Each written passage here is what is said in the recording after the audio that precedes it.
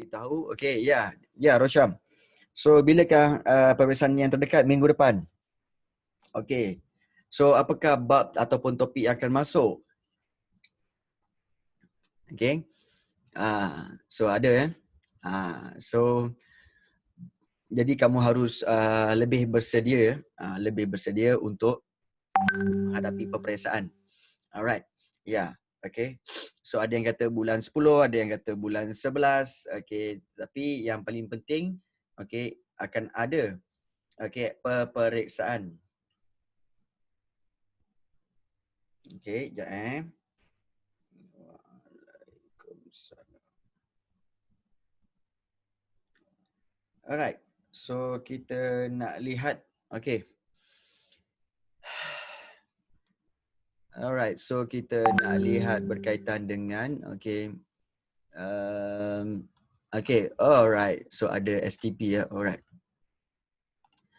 Okay, so hari ini kita akan lihat ini adalah berkaitan dengan bab 6, peningkatan tamadun Yunani dan juga Rom. So bab ini sebenarnya mudah untuk difahami kerana dibahagikan kepada dua bahagian, iaitu dibahagikan kepada bab berkaitan dengan tamadun Yunani dulu, kemudian selesai tamadun Yunani baru masuk tamadun Rom. So ianya telah dipisahkan, jadi ianya agak mudah untuk kita fahami ya. Tapi kalau kamu tak faham, boleh letakkan soalan-soalan kamu di dalam group chat kalau tak faham. So baik. So awal November. Good. So tak apa, yang penting kita harus bersedialah ya. Alright.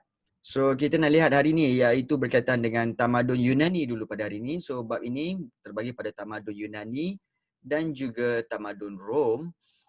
Dan kita lihat juga nanti akan berlaku peningkatan pemerintahan dan pentadbiran tamadun Yunani dan seterusnya kepada peningkatan seni bina dalam tamadun Rom. So harus diingat tamadun Yunani selalu dikaitkan dengan peningkatan pemerintahan dan pentadbiran. Manakala tamadun Rom sering dikaitkan dengan seni bina. So ini adalah dua kita katakan kepakaran mereka. So kepakaran mereka yang berasingan. So kita nak lihat satu persatu. Alright. So kita lihat dengan tamadun Yunani dulu. Di mana kita lihat tamadun Yunani berkembang ya. Ya, dia ada arkitek yang pandai. Yes, betul. So, kita lihat tamadun Yunani dulu hari ini. Kalau arkitek ni berkaitan dengan tamadun Rom. Baik. Kita lihat tamadun Yunani berkembang sekitar tahun 1000 sebelum Masihi hingga 800 sebelum Masihi. Dan tamadun Yunani ini disifatkan sebagai pencetus kepada perkembangan tamadun Eropah.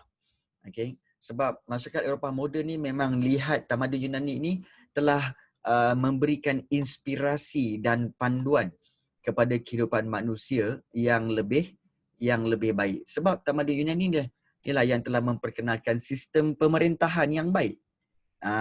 Jadi kita nak lihatlah di sini ya. Kalau kita lihat tamadun Yunani telah mencapai peningkatan dalam pelbagai bidang. So kalau kita lihat peningkatan tamadun Yunani ini seperti dalam bidang sains dan teknologi, begitu juga dengan pendidikan, begitu juga dengan kesusasteraan, falsafah, falsafah, ekonomi dan juga pemerintahan dan pentadbiran. So kita akan lihat nanti ya. Baik, di manakah lokasi dan perkembangannya ni? So tamadun Yunani ini sebenarnya telah berkembang di semenanjung Greece, dan pulau-pulau di sekitarnya, yang dikelilingi oleh Laut Aegean dan juga Laut Mediterranean. Kesusasteraan bermaksud literature. Literature bermakna segala yang berkaitan sastra. Contohnya kalau macam tamadun Melayu ataupun kita kata sebagai negara kita ada kesusasteraan seperti buku-buku sastra sastra seperti kita ada sajak, kita ada syair, kita ada novel, kita ada cerpen, kita ada prosa tradisional, kita ada prosa moden. So itu semua dipanggil kesusasteraan. Okey. Maknanya kita katakan sebagai kreativiti di dalam bahasa. Itu dipanggil sastra. Okey. So di tamadun Yunani juga ada kesusastraannya. Alright. Baik. Kita lihat di sini kedudukan tamadun Yunani di semenanjung Greek dan pulau-pulau sekitarnya ni, okey, ini memberikan dua kelebihan kepada tamadun Yunani, iaitu apa tahu? Cuaca dia yang sederhana, cuaca dia tak panas sangat, dia pun tak sejuk sangat. Jadi ini membolehkan aktiviti seperti perdebatan, maknanya mereka selalu debate, okey, berpidato masing-masing, dan juga aktiviti sukan dapat dijalankan di luar rumah.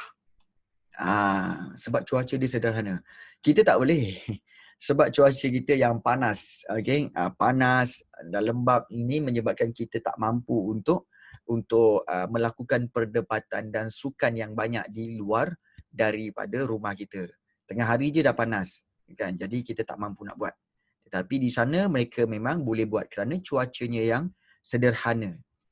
Sederhana sejuk, sederhana panas macam tu. So ini juga membolehkan orang Yunani dikenali sebagai pelayar yang handal. Pelayar ni maknanya kita katakan sebagai pengemudi kapal, kapten kapal. Yang memang terbaik dan handal. So itu dari sudut lokasi. Kalau kita ikutkan di sini bahawa inilah dia kedudukan Macedonia ataupun kita katakan tamadun Yunani, di mana di atas ada Macedonia, kemudian ada Corinth, ada Athens, ada Olympia, ada Sparta. So kamu just ingat gambar ini, peta ini menunjukkan bahawa ini adalah tamadun Yunani. Tamadun Yunani. So tak perlu nak exactly kamu tahu tentang berkaitan dengan exactly lokasi-lokasi dia di mana, tak perlulah. Alright. So since kita dah bertanya tentang lokasi, okay, so sini kita nak lihat tentang berkaitan dengan lokasi itu. Okay, so mungkin kita boleh lihat sedikit tentang berkaitan dengan lokasi Yunani itu sendirilah. Okay. So nak tengok lokasi Yunani ya? Yes. Alright. So kita mungkin boleh lihat lokasi Yunani itu di mana. Itu aku. Okay. So kita boleh lihat di manakah lokasi Yunani ini sebenarnya. Okay, kita terbang hari ni. Okay, inilah dia Greece. Okay, sama tak seperti yang kita lihat di dalam buku tadi? Sama je kan? Lebih kurang sama sebenarnya. Okay, dan kalau kita lihat di sini, ini adalah peta Greece, di mana di sinilah adanya Athens. Dan kalau kita boleh zoom in, kita boleh lihat, this is, kita kata Athens. Kalau kamu perhatikan di sini ada Athens, kemudian ada Olympia, kemudian ada Sparta. Jadi itu semua adalah berkaitan dengan Yunani, yang mana dia terletak di yang dikatakan sebagai Laut Mediterranean. This is Laut Mediterranean. So yes, so kalau kita nak pergi zoom in lagi, mungkin kita boleh pergi ke Athens kot. Siapa yang nak pergi ke Athens? Jom kita tengok, betul ke cuaca dia tu sebenarnya macam nyaman-nyaman ke? Suasana dia tenang-tenang ke? Cuaca dia tu sampai menyebabkan mereka boleh selalu berada di luar untuk melakukan sukan dan juga perdebatan. Jadi inilah gambaran bandar Athens sekarang ya, zaman sekarang. Alright. So di sini dia kata ada Akropolis di Athens. So mungkin kita boleh pergi ke sana untuk kita melihat sekeliling berkaitan dengan Athens. Jom kita lihat. Boleh tak? Alright. Kita boleh pergi. Alright. Yeah. Thank you Cristiano untuk pembukaan opening speech untuk airlines ini ya. Terima kasih. We hope you enjoy your trip and have a nice day. Alright, good. So di sini kita lihat inilah dia. Okay. Okay, inilah dia gambaran. Nampak? Acropolis. Okay. Inilah dia bahagian atas ni. Ini bahagian paling atas ya. Acropolis. Kalau kita lihat, cuaca dia yang kalau kita tengok semua orang pakai baju-baju sejuk ni, bermakna memang sejuk lah. Tapi sejuk dia tidaklah sampai sejuk bersalji. Sejuk dia nyaman. Yes, memang cantik. Okay, memang cantik. Kalau kita lihat. Okay. So, daripada atas kalau kita lihat, okay, dia punya pemandangan pun begitu cantik sekali lah. Okay, pemandangannya begitu cantik sekali. So, macam Australia okay. Macam Australia. Tapi yang paling penting, macam tak percaya kita pergi tempat ni Kalau katakan ayah kamu kata nak pergi Greece tak payah, dah pernah pergi dah. Bila masa kau pergi? Oh, pergi masa kelas sejarah. Cantik lah tu. Okay. Okay. So, itu di bahagian atas Acropolis sebenarnya. Kalau kita lihat, wow, kita perhatikan sekali lagi di mana kita sekarang berada. Okay, ini bahagian pada musim yang lain pula. Ini musim yang lain pula, di mana inilah dia tapak sejarah. Okay. Okay, itu dia. Mereka sedang dalam kerja-kerja. Okay. Yes. Okay, kerja-kerja mengubah suai dan juga membaik pulih apa yang ada di sini. So ini cuaca dia memang menarik lah. Okay, cuaca dia memang menarik. Kalau kita lihat orang ramai pun okay, boleh bersiar-siar dalam keadaan tenang. Alright. So ini menunjukkan bahawa mereka sedang membaik pulih binaan-binaan daripada zaman dahulu tu. Okay, supaya mereka dapat jadikan ianya sebagai bahan sejarah untuk generasi hari ini dan akan datang. Okay, itulah dia cuaca nak menunjukkan di Greece, di Yunani terutama sekali di Athens, bagaimana cuaca dia. Alright, so kita lihat di sini. Okay, perkembangan tamadun Yunani. Yes, tamadun Yunani. Okay, kalau kita lihat terkenal dengan negara kota. Ingat, negara kota atau dipanggil polis. Dan negara kota ini memang terdapat di Yunani dan juga di Rom sebenarnya ya. Okey. So setiap kota adalah gabungan 3 komponen, iaitu ada bandar utama, kemudian ada bandar kecil dan juga kawasan kampung. So ada Akropolis, ada Agora dan juga ada kawasan kampung. So kalau kita lihat peranan polis sebenarnya ialah menjadi ibu kota dan pusat tumpuan masyarakat. Dan setiap polis ini ada apa tahu? Maknanya polis ni maknanya bandar negara kota. So setiap negara kota ni ataupun polis ni akan ada akropolis, ada agora dan ada juga kawasan kampung. So akropolis sebenarnya terletak di tengah-tengah polis. Merupakan satu pusat komuniti yang dilindungi oleh kubu. Kedudukannya strategik dari segi keselamatan, pentadbiran dan juga komunikasi. Dan apa yang ada di Akropolis ini iaitu dia ada rumah ibadat, dia ada kerajaan, dia ada istana, ada rumah golongan-golongan bangsawan. Baik. So sebab itu kalau cikgu lihat di sebelah ni ada kawasan-kawasan polis kan. Ini sebenarnya tak betul jadi boleh tak kalau kita betulkan sikit. Sebenarnya kalau ikutkan, yes. Betul.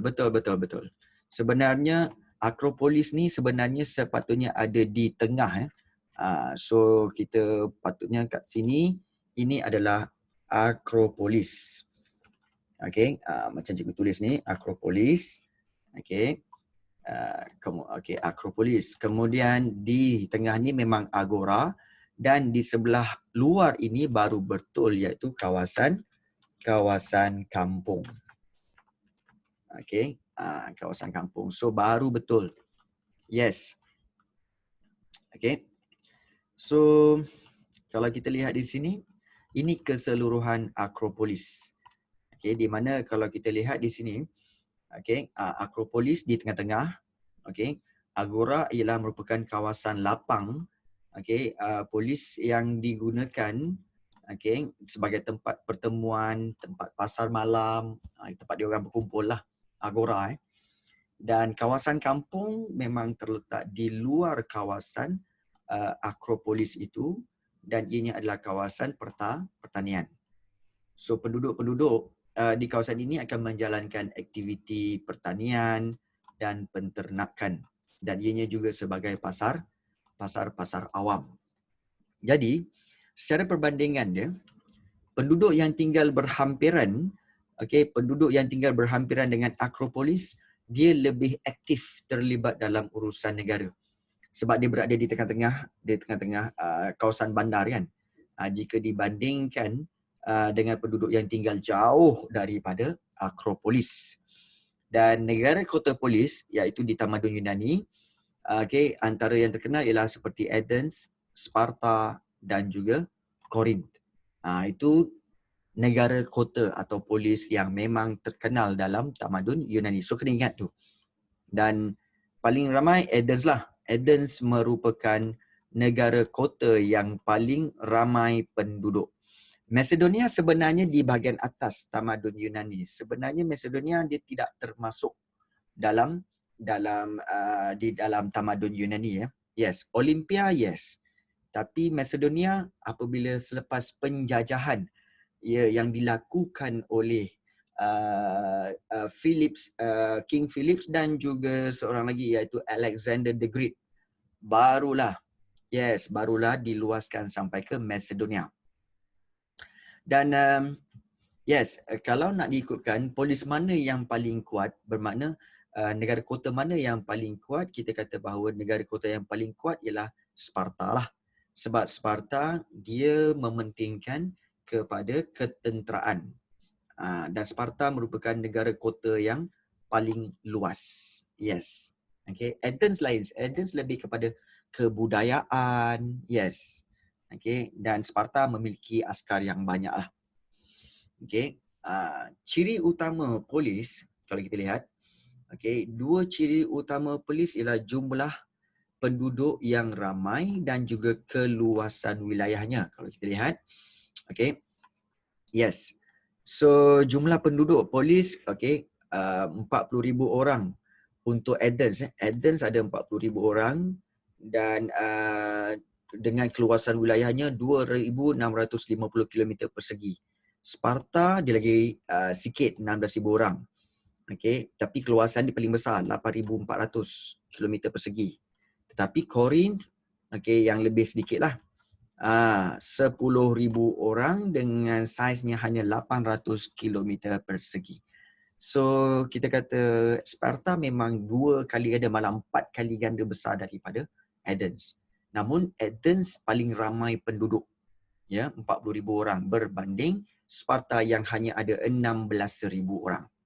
Alright.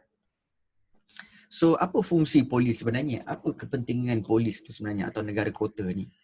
So bagi penduduk Yunani, setiap polis adalah tanah suci kurniaan dewa mereka. Macam kita tengok video tadi kan? Yes. Kalau kita lihat, dia ada dewa macam apa? Dewa Zeus, kemudian ada dewa apa lagi? Pelbagai dewa lah. Okay? Itu setiap polis ada dewa-dewa dia. Yes. Dan setiap warga negara berhak dan bertanggungjawab untuk menjaga kepentingannya. Dan keadaan ini mendorong setiap warga negara tamadun ini, okay, mewujudkan jalinan hubungan yang amat rapat. Sebab apa? Untuk membangkitkan rasa kekitaan untuk mempertahankan negara kota ini. So ini berlaku di zaman moden di mana negara-negara yang dibina, contohnya macam negara kita Malaysia, Okay. Habis pukul apa? Kita habis pukul 5. Okay. Contohnya negara kita ni, okay, kita mewujudkan rasa kekitaan supaya kita dapat rasa sama-sama untuk menjaga dan mempertahankan negara kita ini.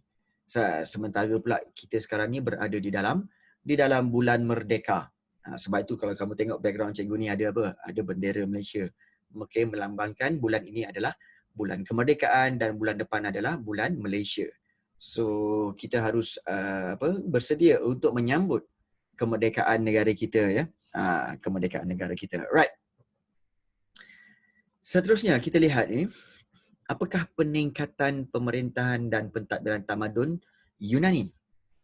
So kalau kita lihat, tamadun Yunani memang telah memberikan sumbangan terpenting kepada tamadun manusia. Dalam aspek apa? Alright. Tamadun Yunani kena ingat iaitu sumbangan utamanya adalah dalam aspek pemerintahan dan pentadbiran. Sebab dia memperkenalkan sistem demokrasi. So sistem pemerintahan demokrasi yang kita, yes,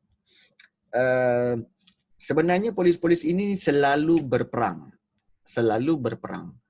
Okay, selalu berperang. Namun mereka telah disatukan. Tamadun Yunani telah disatukan dan menjadi besar oleh Alexander the Great.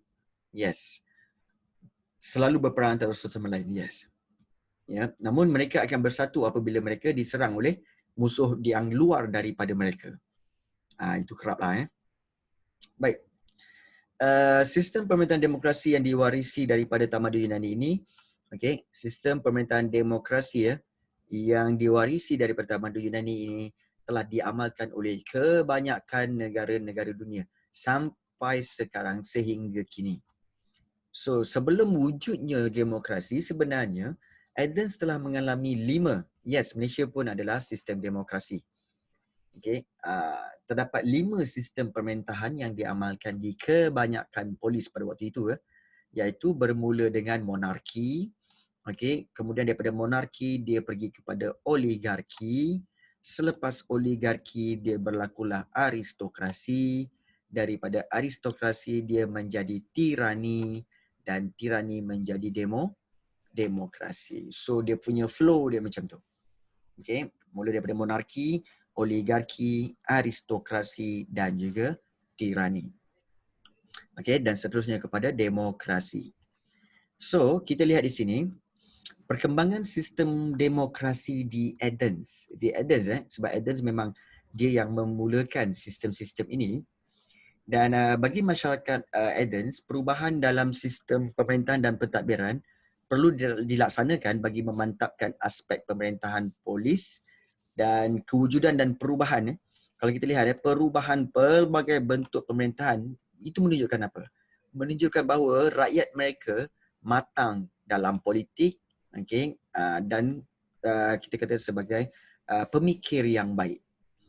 So akhirnya penduduk Athens memilih sistem demokrasi sebagai sistem pemerintahan dan pentadbirannya. So kalau kita lihat perkembangan dia, inilah perkembangan dia. Okey.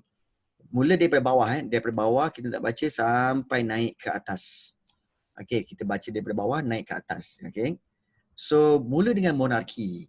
Athens sebenarnya bermula dengan monarki, iaitu sistem pemerintahan beraja. Okey, monarki ialah sistem pemerintahan beraja yang berasaskan keturunan. Itu normal lah. Okay, raja berasaskan keturunan dan raja dibantu oleh konsul yang terdiri daripada golongan cerdik pandai. Konsul ni maknanya adalah penasihat-penasihat dan juga pembesar-pembesar lah. So raja dibantu oleh penasihat dan juga para pembesar. So daripada monarki ni, yes, konsul tu ialah pembesar. Okay, dan juga kita katakan sebagai penasihat-penasihat lah. Para penasihat. Daripada monarki, okay, mereka berubah kepada oligarki, iaitu sistem pemerintahan yang dikuasai oleh sekumpulan kecil golongan yang berkuasa. So ada sekelompok golongan kecil yang berkuasa, mereka yang memerintah, tetapi daripada situ oligarki telah berubah menjadi aristokrasi. iaitu sistem pemerintahan yang dikuasai oleh golongan-golongan bangsawan. Apa itu golongan bangsawan? Golongan bangsawan ni adalah sebenarnya golongan yang kita kata memiliki memiliki harta, iaitu kaya, ada kuasa dan ada pengaruh. So bila kaya, berkuasa dan pengaruh, maka mereka menjadi golongan-golongan yang bangsawan. Namun sebenarnya apa yang berlaku adalah ramai rakyat yang tidak berpuas hati dengan pemerintahan aristokrasi kerana hanya sekelompok sahaja yang telah menjadi kaya. Okey, sekelompok saja, sikit saja. Jadi rakyat bangun menentang aristokrasi dan pada waktu inilah penentangan itu diketuai oleh seorang ketua yang mana apabila mereka berjaya menjatuhkan aristokrasi, maka ketua itu dilantik menjadi ketua pemerintah yang dipanggil tirani. Okey, tirani. Dan tirani ialah sistem pemerintahan yang dikuasai oleh golongan golongan zalim dan menindas rakyat. Sebenarnya bukan golongan, sebenarnya lebih kepada seorang ketua. Tidak, golongan yang berkuasa ni sebenarnya adalah kita nak kata North Korea pun mungkin jugalah. Okay, dictators, yes. Tirani sebenarnya adalah pemerintahan oleh seorang dictators. Dan dictators ini dia melakukan kezaliman dan menindas rakyat. Okay, namun begitu banyak di kawasan negara-negara di dunia ni yang sebenarnya mereka menerima kehadiran tirani dan dictators ini. Why? Because bagi mereka dictators ini mereka berjaya mewujudkan apa yang dikatakan sebagai kestabilan ekonomi. Okay, walaupun agak menindas tetapi ini dikatakan sebagai satu pentadbiran yang cekap. Yes, betul. For example, North Korea, kalau kita katakan, contohlah kita ambil North Korea. Bagi kita lihat bahawa North Korea penduduknya kesiannya apa semua. Kita pandangan kita. Tapi kalau kita lihat kepada pandangan rakyat mereka sendiri, ya, mereka merasakan bahawa pemerintah Korea Utara adalah pemerintah yang dikatakan sangat baik bagi mereka. Kerana bagi mereka, presiden mereka itulah orang kata apa yang telah membawa negara Korea Utara menjadi lebih maju. Bagi mereka Kim Jong Un itu ataupun pemerintah Korea Utara itu sangat baik kepada rakyat. So bagi mereka mereka selesa dengan itu. So kita tidak boleh memaksa mereka untuk membenci apa yang mereka dah suka. Nampak? Okay. Jadi dalam dunia ni tidak semestinya demokrasi itu bagus. Tidak semestinya sistem diktator itu tidak bagus. Jadi itu terpulang kepada bagaimana pemimpin itu memimpin negara mereka. Dan mengutamakan kebajikan rakyat. Alright. Diktator itu apa? Diktator adalah seorang pemimpin yang melaksanakan pemerintahan secara kita katakan secara penuh penuh dengan undang-undang, dan juga undang-undangnya adalah muktamad. Tidak ada tolak ansur. Yes, tidak ada tolak ansur. Dan kadang-kadang mereka bertindak agak kejam. Yes, betul. Kita tidak boleh kata, kesian rakyat North Korea. Tapi North Korea okey je, tak ada masalah. Mungkin. Kita tak tahu. Kita tak tahu. Mungkin. It's just rumors. So sesuatu rumors itu kita perlu kaji dan mengkaji lah. Jadi kalau betul mereka buat begitu, mungkin mereka ada alasan supaya benda tu tidak merebak di sana. So mungkin ada kebaikannya. Kan, mungkin ada kebaikannya. Kita tak tahu. Baik. So tapi kalau Jun ada, maksudnya apa yang akan jadi? Kalau ada sekalipun, mungkin mereka akan berusaha untuk mencari vaksin dia apa semua. Kita tak tahu. Kita kena faham juga North Korea adalah sebuah negara yang North Korea juga adalah sebuah negara yang agak maju dalam bidang sains dan teknologi di mana mereka mampu menghasilkan menghasilkan peluru berpandu mereka sendiri. Mereka mampu menghasilkan bom-bom nuklear mereka sendiri, which is mereka ada kemajuan dalam bidang sains. So kita tak tahu. Okay, kita lihatlah. Kita lihat, tunggu dan lihat. Okay, terlalu banyak rumors sebenarnya. Baik.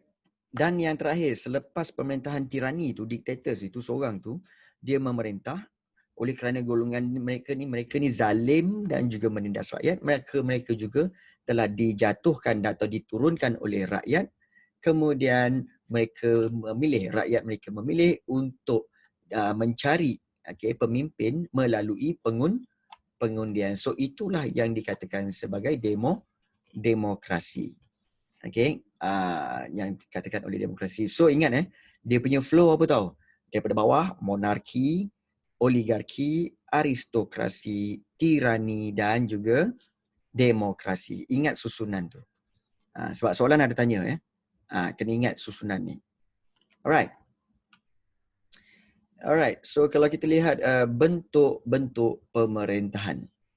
Okey, ingat fakta yang ini Sistem pemerintahan demokrasi sebenarnya di Athens telah diasaskan oleh Solon. Okey, pada tahun 594 sebelum Masihi, dan demokrasi langsung yang diamalkan oleh Athens bermaksud setiap warga negara Athens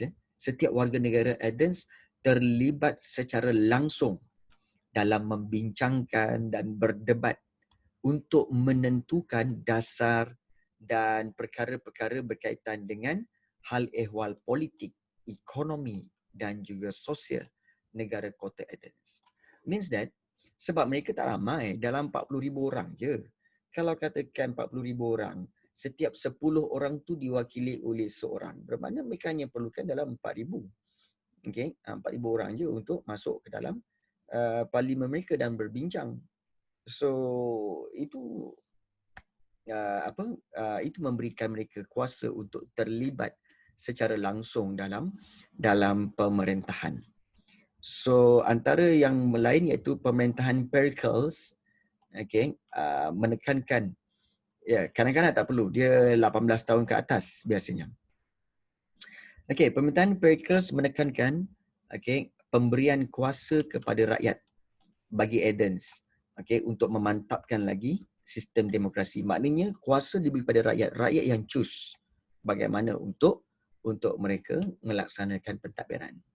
Namun sistem pemerintahan di Athens menjadi lemah dan berakhir semasa pemerintahan Raja Philips pada tahun 338 sebelum Masihi. So itu demokrasi langsung di Athens. Compared to Malaysia, di Malaysia, demokrasi di Malaysia dilaksanakan melalui pilihan raya yang mana kita akan memilih wakil-wakil rakyat.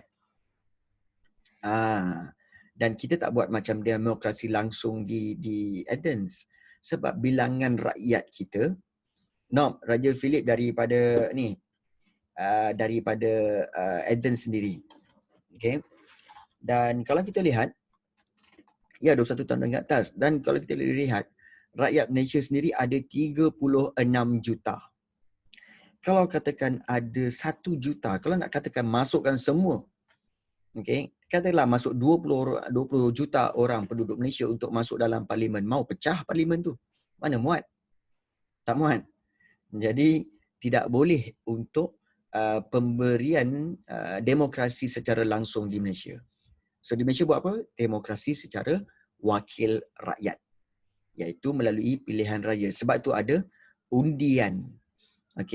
Bagi satu-satu kawasan. Contohnya, kalau katakan satu Shah Alam. Shah Alam, dia nak pilih seorang saja untuk menjadi wakil rakyat dalam parlimen. So apa yang kita akan buat? Kita akan melakukan pengundian. Pilihan raya, so kita akan undi. Untuk siapa yang dapat banyak vote, dia yang akan dipilih untuk mewakili Shah Alam dan dia pergi ke parlimen untuk bring all the matters ataupun all the problems daripada Shah Alam bawa ke parlimen untuk bincangkan. Dia pergi ke kerusi ke?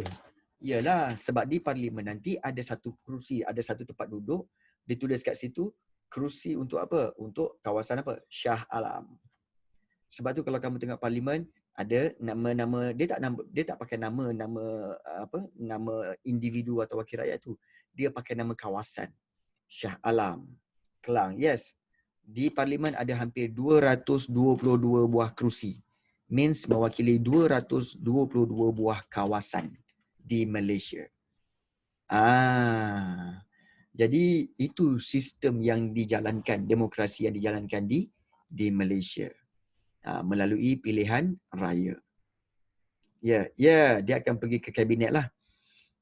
Daripada 222 orang inilah yang kebiasaannya akan dipilih untuk menjadi menteri atau timbalan menteri. Okay. Sebab rakyat dah pilih dia. Itu penting ya. Itu demokrasi di Malaysia.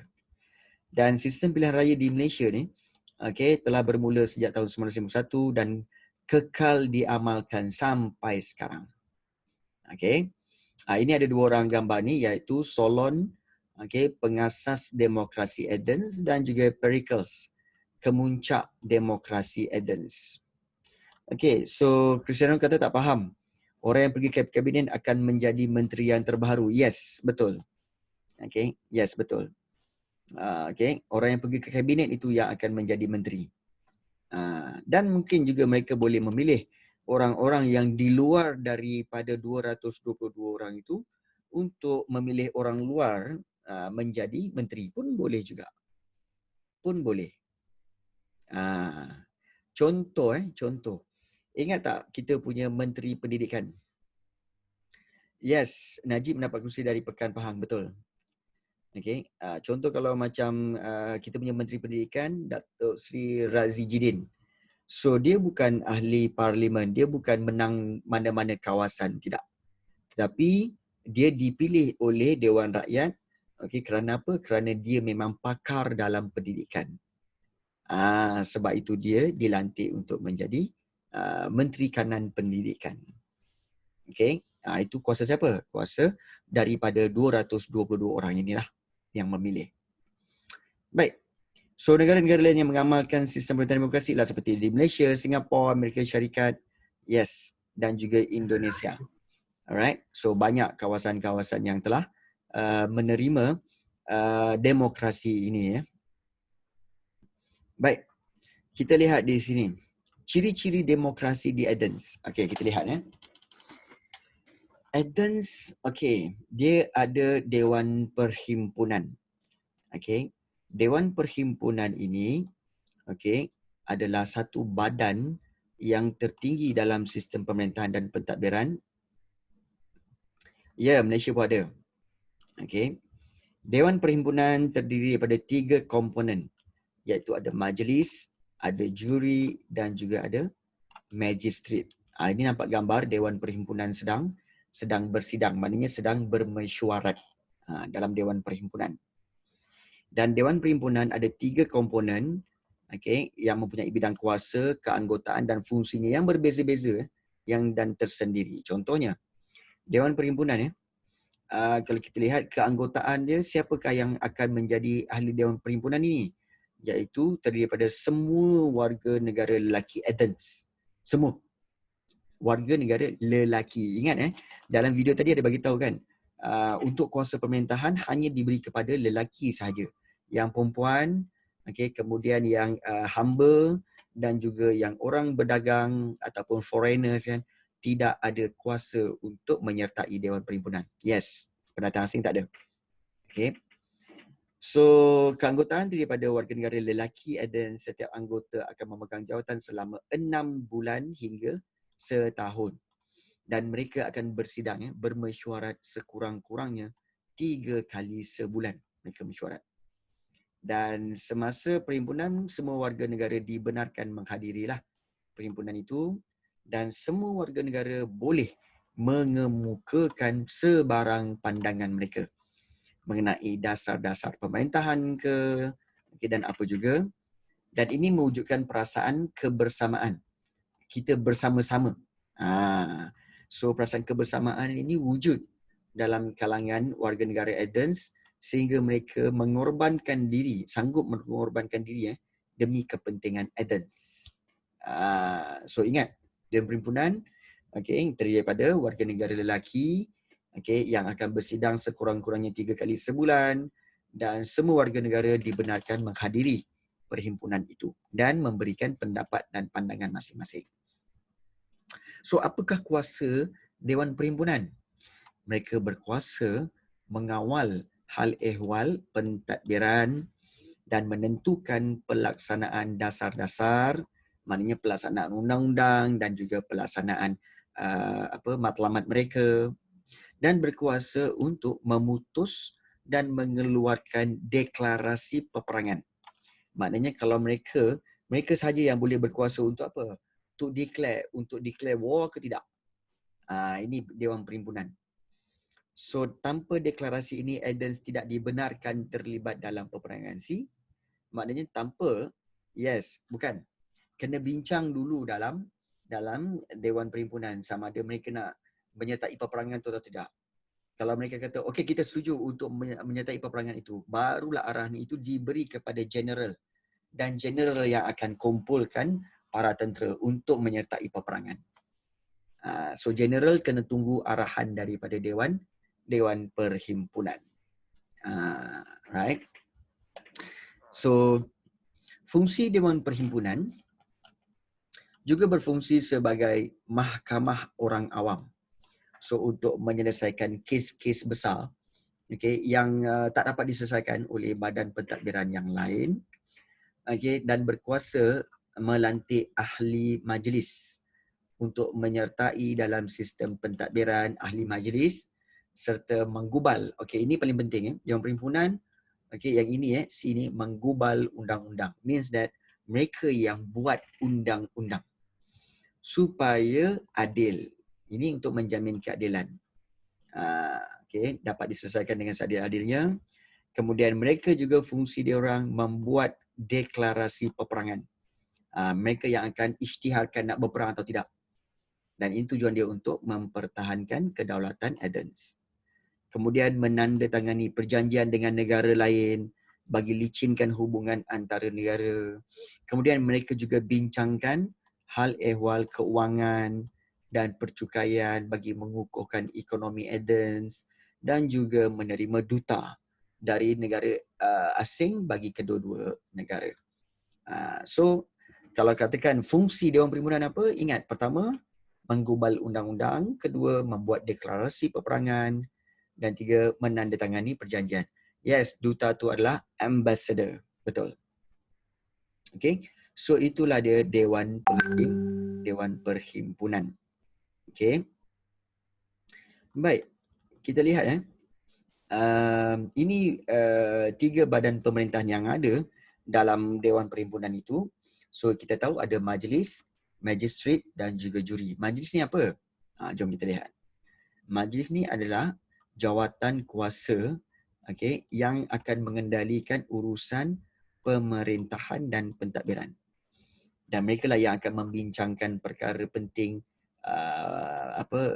pentadbiran dan juga pemerintahan dan dikenali sebagai Majlis 500. Kenapa 500? Kerana terdiri daripada 500 ahli. Dengan keahlian selama 2 tahun dan 500 ahli ini dibagikan kepada 10 jawatan kuasa atau prytany. Prytany ni maknanya mungkin jabatan lah. Bermaksud jabatan, dan setiap jawatan kuasa atau prytany itu dianggotai oleh 50 orang. Dan pengerusi dipilih pada setiap kali persidangan majlis. So apakah fungsi majlis ni? Majlis ni dia akan melaksanakan keputusan Dewan Perhimpunan. Contoh, kalau katakan Dewan Perhimpunan kata, Dewan Perhimpunan bersetuju untuk menyertai peperangan. So majlis akan buat apa? Majlis akan kita kata akan bersedia untuk jalankan perintah itu. jalankan keputusan itu. So akan ada jabatan ketenteraan. Okey, diarahkan jabatan ketenteraan untuk bersiap sedia. Okey, jabatan pembekalan makanan akan sediakan pembekalan makanan. Jabatan rakyat dia orang kena buat apa? Okey, kena sediakan rakyat. Okey, mana yang boleh menyertai peperangan, mana yang perlu berlindung. Jadi yang jalankan tu siapa? Yang jalankan kerja arahan Dewan Perhimpunan itu adalah majlis. Yang jalankan kerja. Yang jalankan kerja, yang jalankan arahan keputusan Dewan Perhimpunan adalah majlis. Ingat tu. Means that dia macam mana tahu? Dia macam ni. Untuk lebih memudahkan yang buat keputusan untuk PKP siapa? Kita PKP kan. Untuk buat keputusan tentang PKP selama 2 minggu ke, selama 14 hari ke, selama sebulan ke, yang buat keputusan itu adalah bukan KKM. Yang buat keputusan tu adalah Parlimen. Mereka bincang. So, now yang di Malaysia yang nak buat sebenarnya adalah Parlimen.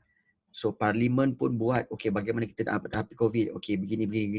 Kemudian kita perlukan undang-undang. Kalau siapa yang langgar peraturan ni, okey kita akan kenakan denda. Okey itu Parlimen juga buat. So bila Parlimen dah siap, okey siapa yang nak announce ni? Okey kita serahkan kepada Kementerian Kesihatan sebab mereka yang in charge benda ni.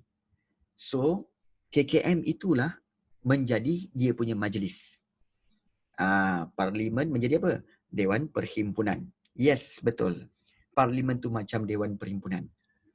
Okey, majlis tu adalah sekumpulan menteri-menteri. Menteri-menteri yang jalankan keputusan Parlimen. So itulah dia Dewan Perhimpunan dan juga majlis. Boleh faham itulah dia. Jadi kalau kita lihat majlis bertanggungjawab mengendalikan jabatan-jabatan kerajaan. Betul lah. Maknanya majlis ni adalah menteri-menteri. Menteri Kesihatan, Menteri Pelajaran. Menteri Kesihatan kena buat apa? Okey, kita kena announce PKP selama 14 hari.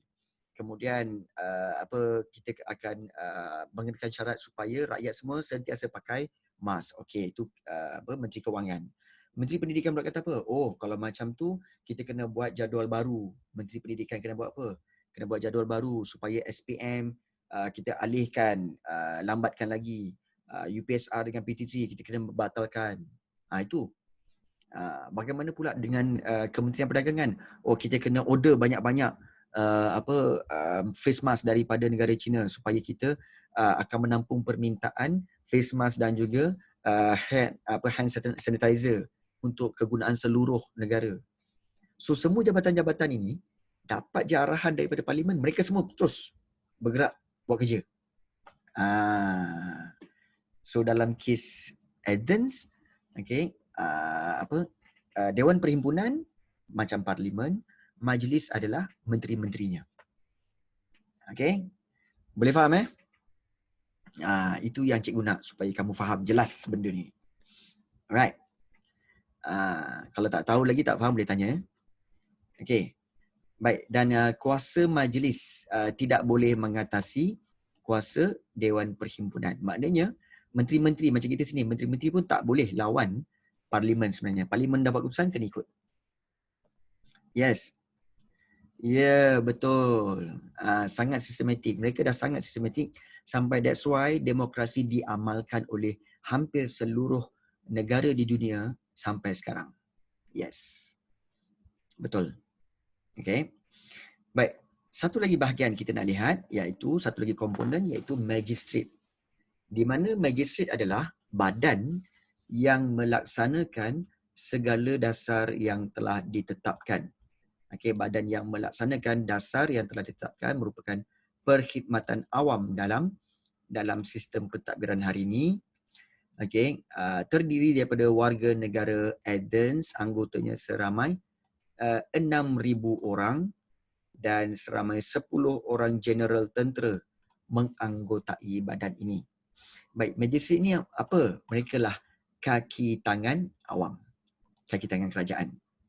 Mereka melaksanakan dasar-dasar yang telah diluluskan oleh majlis dan mereka mengurus hal ehwal pendidikan, percukaian dan juga lain-lain. Jadi kalau kita lihat bahawa Magistrate adalah kita kata kaki tangan awam. Maknanya di bawah menteri-menteri ada dia punya kaki tangan kerajaan kan. Yang ada pegawai tu, pegawai ni, kemudian ada pengarah jabatan tu, pengarah jabatan ni, ada orang semua lagi detail buat kerja atas arahan Dewan Perhimpunan. Dia detailkan lagi. So mereka juga dapat arahan daripada mana? Daripada majlis. So Dewan Perhimpunan buat keputusan nak buat, majlis akan ambil part masing-masing. Majlis tu, menteri-menteri tu diarahkan kepada jabatan iaitu magistrate untuk run. Kau buat, pergi order. Pergi order face mask, pergi order hand sanitizer, go. Kemudian yang kaki tangan pegawai-pegawai jabatan kesihatan, mereka pun buat, laksanakan, iaitu pergi buat pergi buat dia orang punya saringan-saringan apa semua. So itu semualah. General Tentera ada anggotai badan ini kerana mereka juga merupakan mereka juga adalah komander lah, General Tentera komander. Yang kita katakan bahawa mereka ni juga terlibat dalam melaksanakan dasar-dasar yang telah diluluskan lah. So bermakna 10 orang General Tentera ni menganggotai badan ini, mungkin mereka khusus dalam hal-hal ketenteraan. Ketenteraan dan menjaga kedaulatan Athens pada waktu itu. Itu magistrate. Baik.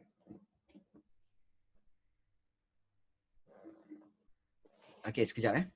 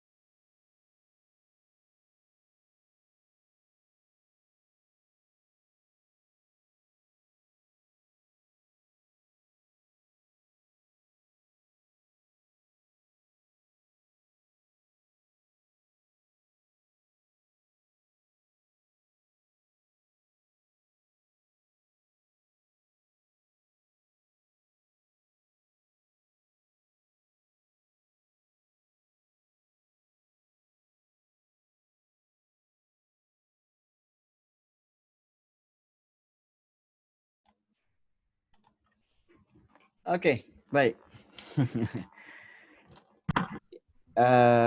Baru Man,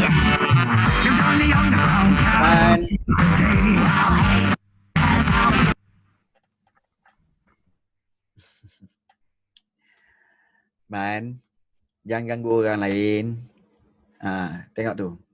Dia nak juga start share screen apa semua. Okey. Tahu kamu memang pandai dalam bab-bab ni. So tak perlulah nak share apa-apa lah Okey. Okey. Baik. Kita teruskan sikit saja lagi. Okey, sebelum kita tamatkan kelas kita. Okey. Kita telah okey. Kita telah lihat Dewan Perhimpunan, ingat Dewan Perhimpunan, kemudian di bawah tu ada majlis, ada magistrat dan juga satu lagi yang paling penting juga adalah juri.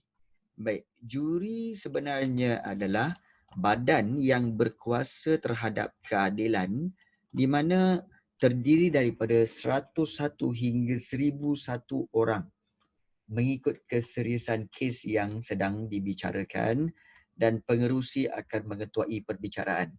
So, biasanya dalam sesuatu kes mereka akan letakkan dalam mahkamah dan dalam mahkamah tu ada beratus orang, malah beribu orang yang akan ikuti kes itu dan akan membincangkannya. Okey, akan membincangkan dan bicarakan kes itu. Dan juri inilah yang akan menjadi pemutus. Maknanya mereka yang akan membuat keputusan terhadap sesuatu kes. So, pesalah, kalau seandainya mereka memang bersalah, pesalah boleh merayu terus kepada warga negara. So, warga negara Athens berkuasa terhadap pengadilan. Nampak? Maknanya, kalau bersalah, mereka akan diadili, orang yang bersalah itu akan diadili oleh hampir 100 hingga 1000 orang yang akan menjadi jurinya. Kalau betul mereka pesalah itu merayu dan memohon maaf apa semua, mungkin berjanji tak buat lagi apa semua, so warga negara Athens akan kata, okay, yes, juri itu nak kata judge tak juga. Is a jury, kita tahu kalau judge dia hakim. Okay, judge biasanya seorang. Tetapi judge juga akan ada lawyer dan lawyer tu akan membentangkan dia punya kes itu, dan di kiri kanan kebiasaannya ada juri di mana ada sekelompok ramai orang dalam 10, 20 orang, 30 orang yang akan diorang akan discuss. Okay, is it good or not good? Kemudian hakim dia akan tanya kepada juri. Bagaimana juri? Okay. So juri akan tulis diorang punya keputusan. So juri akan berikan kepada hakim. So hakim akan bacakan, okay, saya meluluskan bahawa anda dijatuhkan hukuman. Macam itulah. Aiman, tiba-tiba kau nak nyanyi kenapa? Ada lagu yang sedap ke?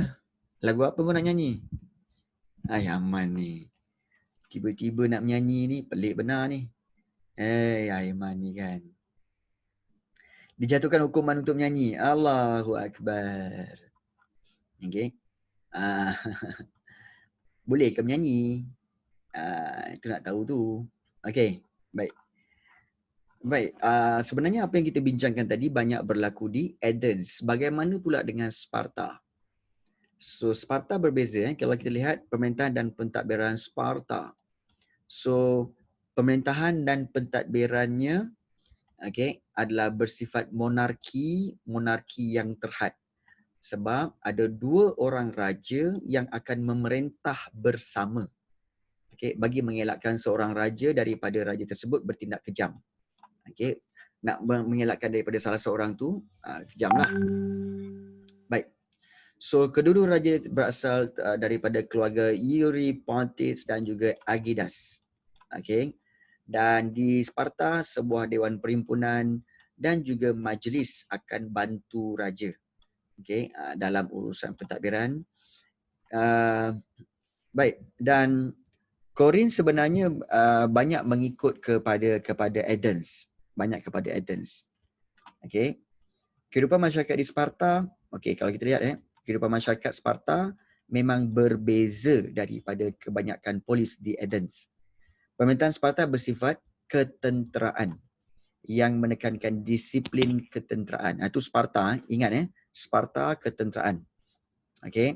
Dan kanak-kanak seawal usia 7 tahun ya, dan kaum wanita akan dilatih menjadi anggota tentera. Dan kaum wanita dalam pertahanan keselamatan Sparta akan menjadi apa? Kaum wanita akan menjadi anggota tentera, menjalani latihan fizikal, diajar berlari dan juga bertinju ya. Bertinju tu maknanya boxing. Okey. Boxing. Dan juga menjalankan tugas mempertahankan negara kota. Ya. So kalau kita lihat perkembangan negara kota Sparta ni berteras kepada dua aspek, iaitu ingat kalau Sparta iaitu berkaitan dengan disiplin tentera dan taat setia masyarakat. Taat setia masyarakat. So kedua-dua aspek ni masyarakat mereka sangat taat setia kepada pemerintahan mereka, maka mereka sanggup berkorban demi mempertahankan kedaulatan negara kota mereka. Dan semangat warga negara Sparta ini terbukti dalam siri peperangan mereka dengan Persia iaitu Parsi, dan Sparta telah berjaya mengalahkan Persia di Salamis pada tahun 480 sebelum Masihi. Ini perang Sparta Persia.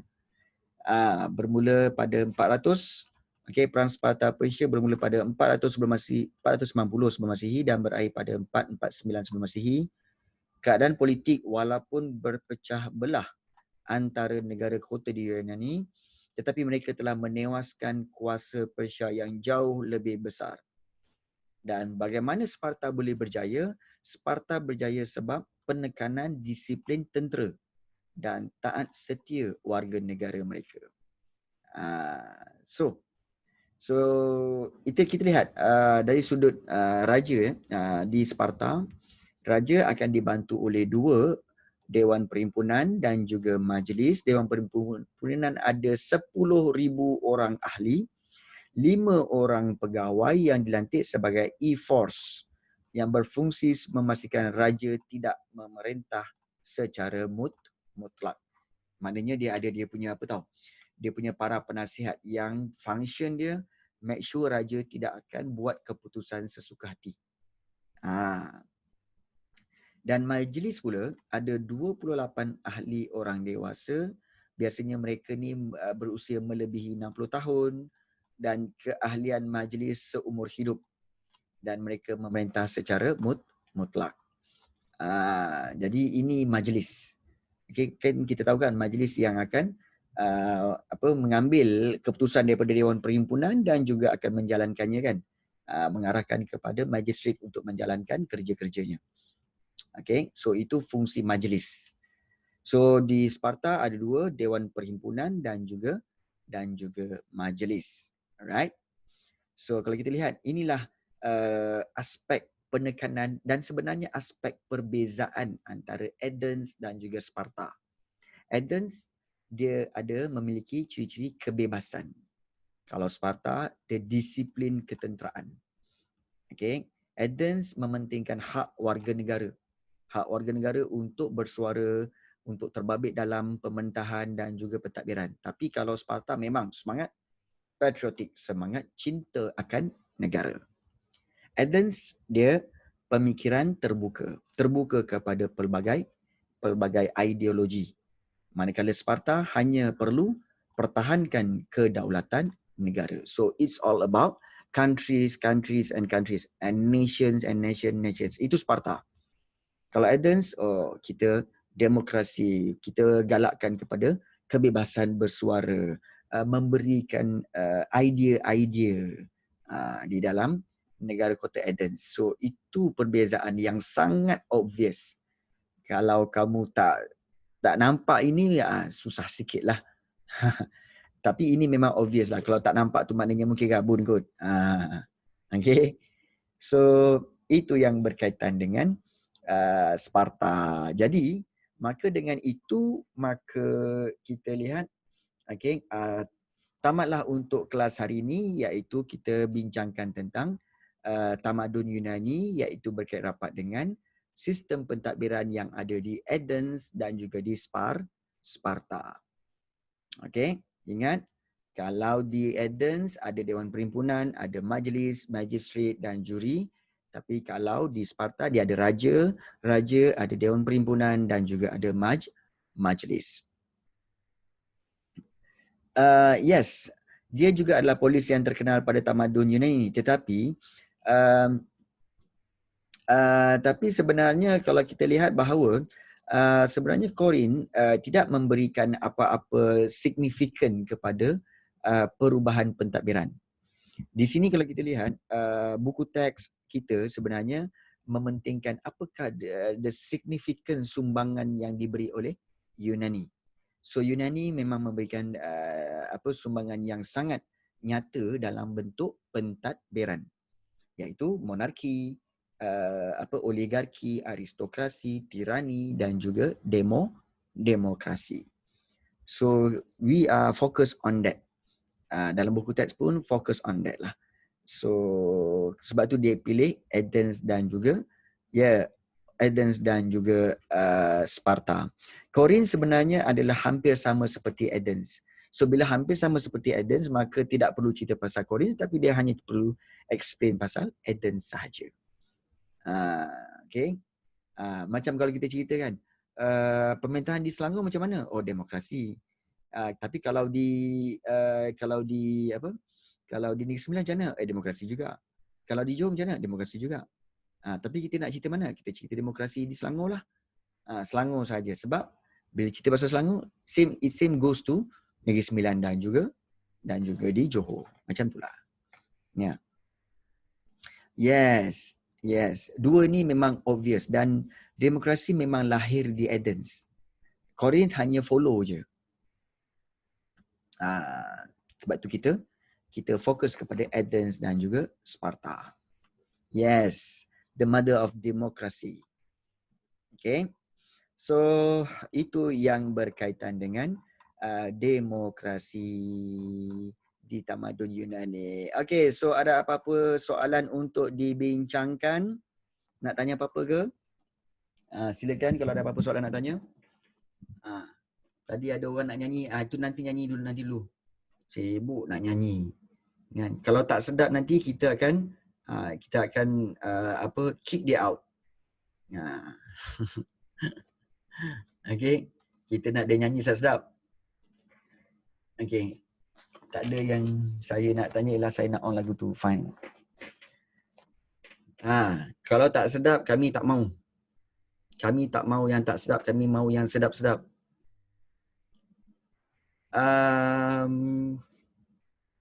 Well, nak kata ada pun susah, nak kata tak ada pun susah. Okay. Baik.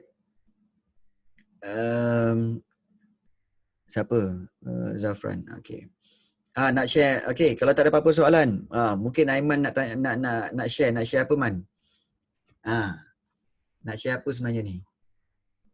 Apa yang sedap sangat tu? Okay. Apa yang sedap sangat tu? Computer sound. Apa yang computer sound yang sedap sangat computer sound tu? Kan? Kalau boleh, apa yang bestnya ni? Kau nak promo apa ni? Kan? Ini kalau tak sedap nanti kita orang reject tau. Kita orang nak yang sedap-sedap je. Yang sedap-sedap je. Tak nak yang tak sedap. Lagu apa kau nak share ni?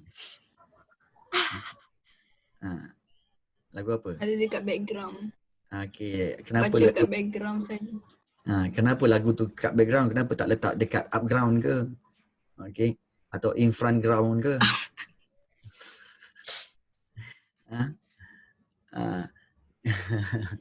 Sekejap.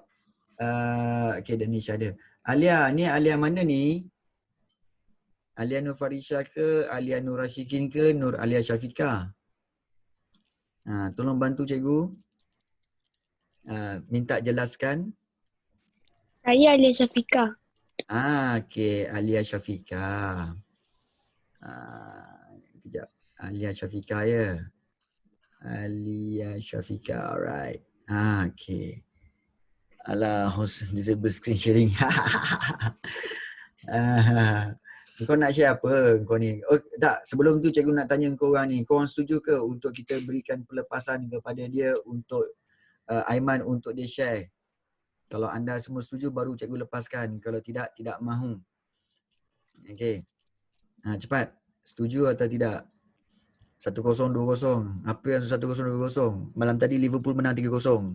Apa benda? So soalan ada Reuters. Susah nak cakap.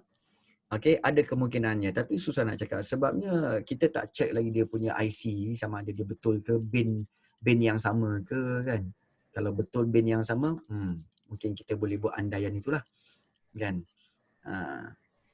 Okey. So setujulah ni. Untuk kita berikan pelepasan kepada Aiman untuk dia share screen kan tu. Cuba je. Okay. So kalau begitu bermakna kita terpaksalah memberikan peluang kepada Aiman untuk share screen. Cubalah. Jangan hancurkan sudah. Okay. Silakan. Apa yang kamu nak ni? Silakan. Masuk jap. Aiman nak nyanyi. Nyanyilah. Jangan sumbang sudah. Okay.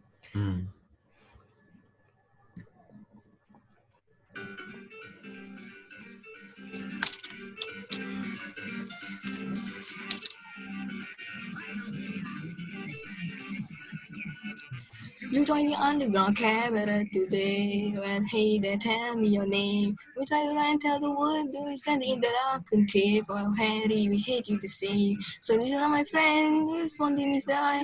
You call the studio and let me live. When maybe the take too long, we let me more jump. Then let me see the guys. So you say, let's have five machine. When my good hands. Forget about the hell we've seen. Let's come by my Dia band. tak sedap lah macam So dulu. better with the beat. This is piano for Richard, please. So live with the night, with the vibe, with the kids. Realize. Just turning off tonight. I realize now. Can I get a money again? The symmetry of heart. You tell you pipe, you knew. Can I get a money here?